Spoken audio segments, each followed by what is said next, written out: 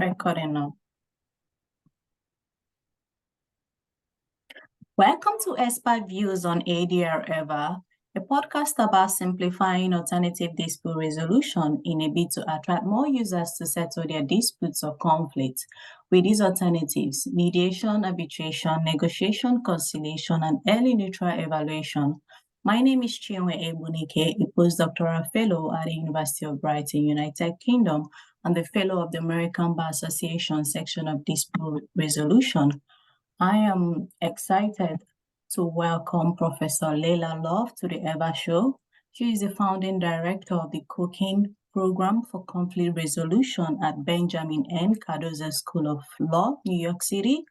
And Professor Love founded Cardozo's Mediation Clinic in 1985, one of the first clinical programs to train law students to serve as mediators. She once served as chair of the American Bar Association section of dispute resolution. In her chair year, she initiated the first International Mediation Leadership Summit. Professor Love wears many hats, so I've left the link to her profile below.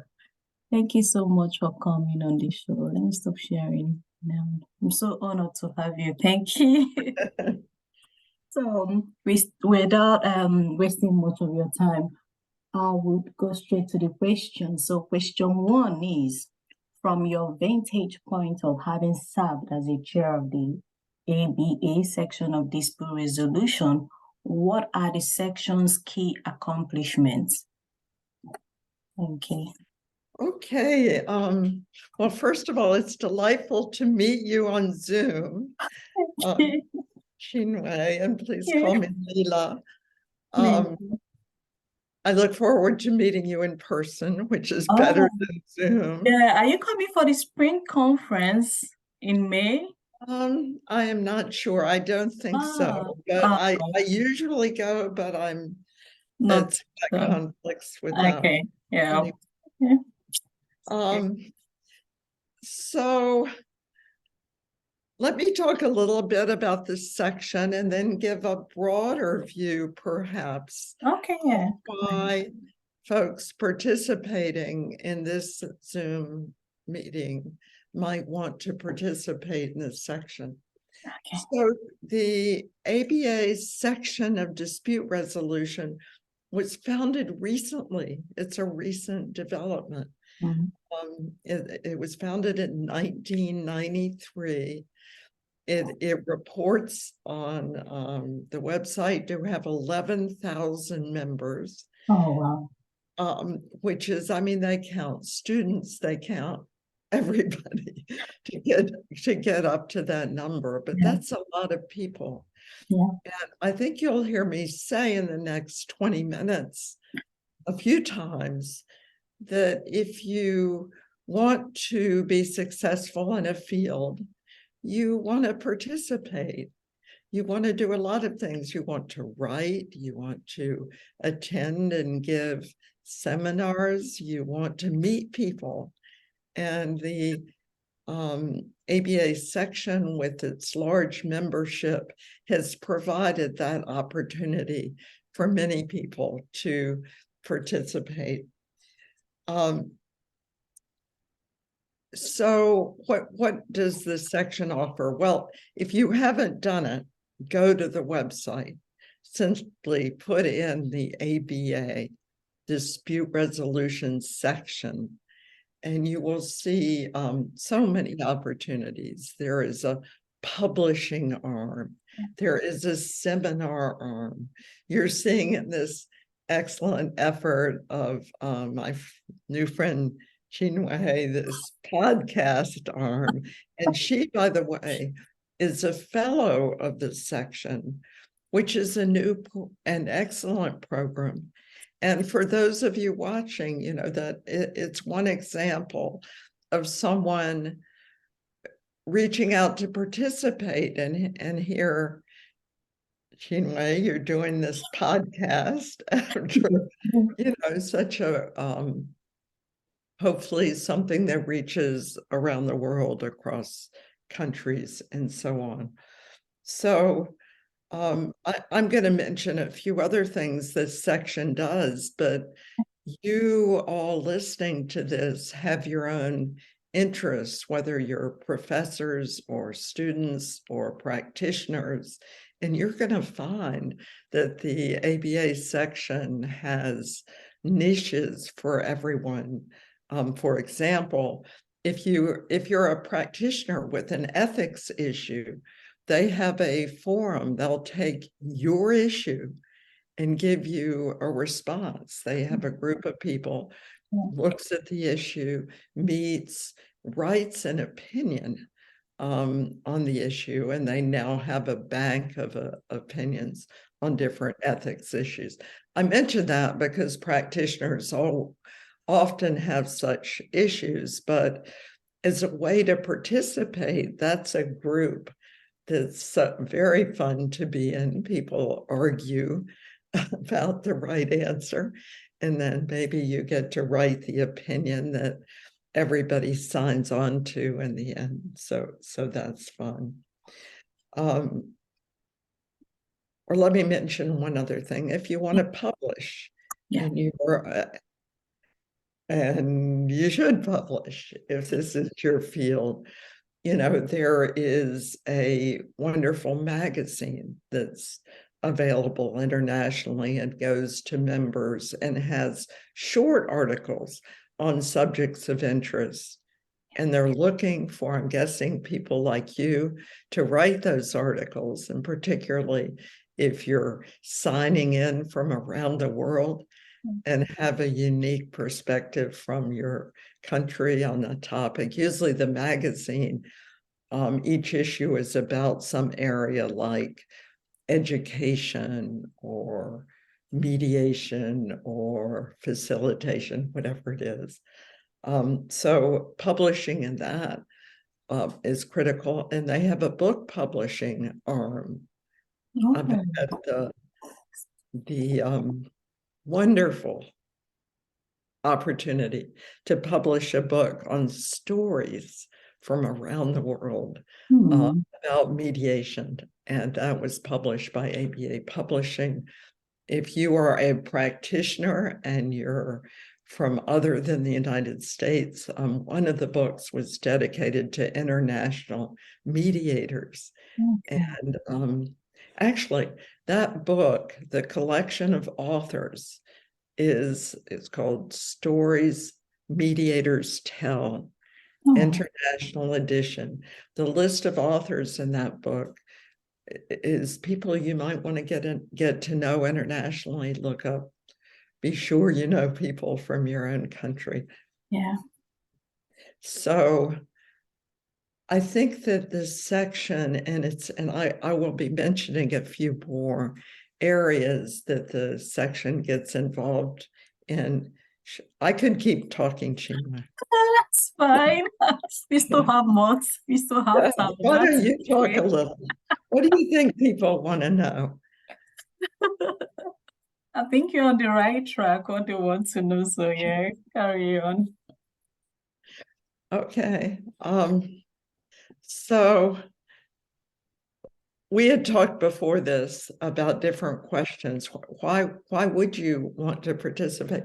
So one very smart guy told me once, if you want to get in a field, any field, and in fact, we were talking about horse jumping at the time. Yeah. He was the best trainer in the world, and he said, you've got to participate. And I thought, what does that mean? Go to luncheons, go to meetings. But he was right. The section, in a way, is a place, I don't like this phrase, but I'm going to say it, to see and be seen, to get people to know you, know your face. Most importantly, know your energy. Know that you care, know that you want to be a part of things. Chinwe just mentioned the annual conference of this section of dispute resolution, which is coming up in May in Las Vegas, Nevada, in the United States. Let me say a word about that conference. It has been going on for decades. It is I think, perhaps internationally, it is a key conference. Academics go, and they'll tell you the latest trends in academia. So if you are a professor or student, that's a place to go. Practitioners go, and they talk about skills. They talk about key cases they've done. They talk about what's happening in their state. So, for example, there's a trend in the United States to eliminate the joint session in mediation, just use caucusing. If you're a mediator, you need to learn about that and how people do that and why that's happening. I think that's a regrettable trend. I hope we can reverse it. But going to the ABA conference is a place to find out about it, talk about it, meet people. Yeah. So I would encourage you to go there. Zoom is terrific. Yeah. They're terrific. It really is amazing. And I love seeing the face of my colleague this morning, Chinwe. But it's just nothing like a conference where you have lunch with people, you have breakfast and so on. Yeah. Okay. Yeah, thank you so very much. That was exciting. So question 2, okay, I think you've touched on that. Why should professionals participate? So which of the activities are most relevant to potential members or users?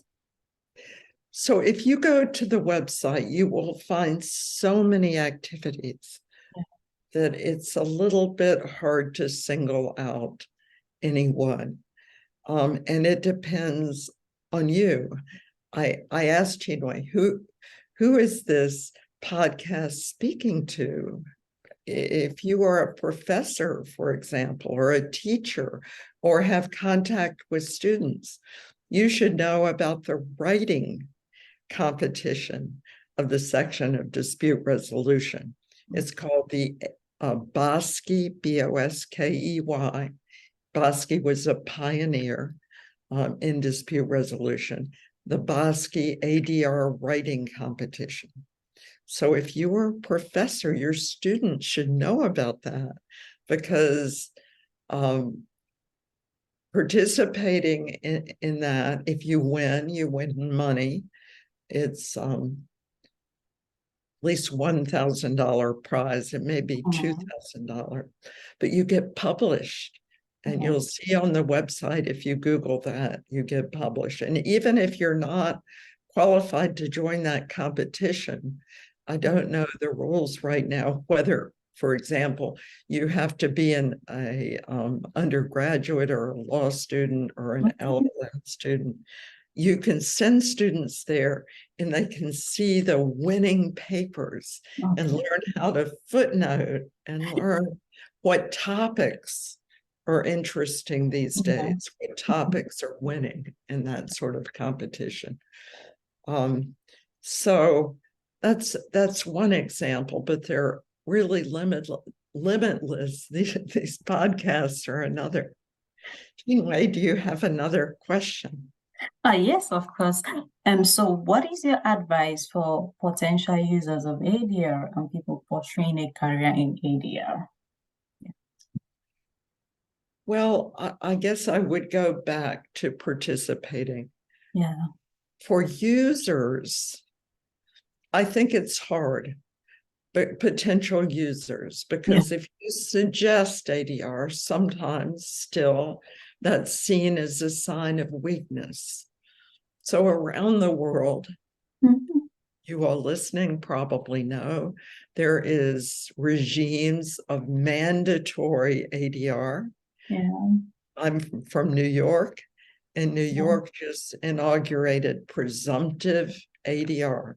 That means every litigation case in the state courts is supposed to try ADR prior to going into the courtroom. That's very powerful. Yeah. And that initiative has been quite successful in terms of settlement rates and so on. It still needs more cases into the ADR program. So to users, I would say, find a way to participate to get in. For practitioners, be sure you're signed up, be sure you do training, and then get signed up for panels. And you get practice. I've had people come to New York from Germany, from other places where they couldn't get cases. So they could get cases. Oh, wow, awesome. So final question is, what is the way forward for mass advocacy or awareness on the benefits of utilizing ADR in settling disputes or conflicts? Well, you know, one always says education. Yeah, I've heard that. In the United States now, it's common in school, in elementary schools, and junior high schools, and high schools, college, to have peer mediation programs. That is, programs which train the students at whatever level as dispute resolution practitioners, and then utilize those students as the ADR neutrals, for most frequently as mediators under the supervision of some structure. I think that's terrific.